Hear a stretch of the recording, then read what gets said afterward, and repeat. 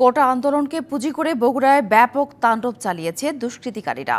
ভাঙচুর চালানো হয় কয়েকটি রাষ্ট্রীয় প্রতিষ্ঠানে, ভেঙে ফেলা হয় জেলা আওয়ামী লীগের কার্যালয় ছাড়াও ব্যক্তিগত প্রতিষ্ঠান, পোড়ানো হয় যানবাহন। প্রত্যক্ষদর্শী ও সাধারণ মানুষ বলছেন, এমন ধ্বংসাত্মক কর্মকাণ্ডে ছাত্ররা যুক্ত থাকতে পারে না। পাখিদের এই কোলাহল প্রতিদিনই মানুষকে প্রশান্তি দিত। বগুড়া শহরের কলোনি এলাকার এই গাছগুলো ছিল হাজারো পাখির ঠিকানা। তবে গেল 16 ও 18 জুলাই কলোনি, কলেজ রোড, 3 মাথা সড়ক সহ বিভিন্ন এলাকায় আন্দোলনের আড়ালে অসংখ্য গাছ কেটে ফেলা হয়, করা হয় উল্লাস। কোনোভাবেই শিক্ষার্থীরা নির্বিচারে এভাবে গাছ কাটতে পারে না বলছেন শিক্ষাবিদরা। এটি মূলত ছাত্রদের দ্বারা সংগঠিত হয়েছে, আমি এটা মনে করি না। ছাত্রদের কাজ এটি নয়। আসলে ছাত্রদের যে নিয়মতান্ত্রিক আন্দোলন যেটি ছিল সেটি কিন্তু আসলে ছিনতাই হয়ে গেছে। বিভিন্ন শ্রেণী পেশার মানুষ বলছেন, শিক্ষার্থীদের যৌক্তিক দাবির আড়ালে পরিকল্পিতভাবে একটি চক্র এ তাণ্ডব চালিয়েছে। তাদের উদ্দেশ্য ছিল রাষ্ট্রীয় প্রতিষ্ঠান ও জানমালের ক্ষতি করা।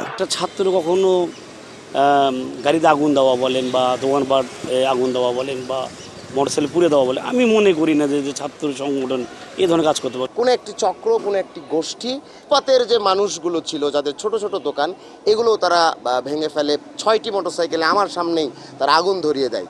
শিক্ষার্থীদের ব্যানার ব্যবহার করে দেশবিরোধী চক্র তাণ্ডব চালিয়েছে এমন তথ্য উঠে এসেছে পুলিশের তদন্তেও।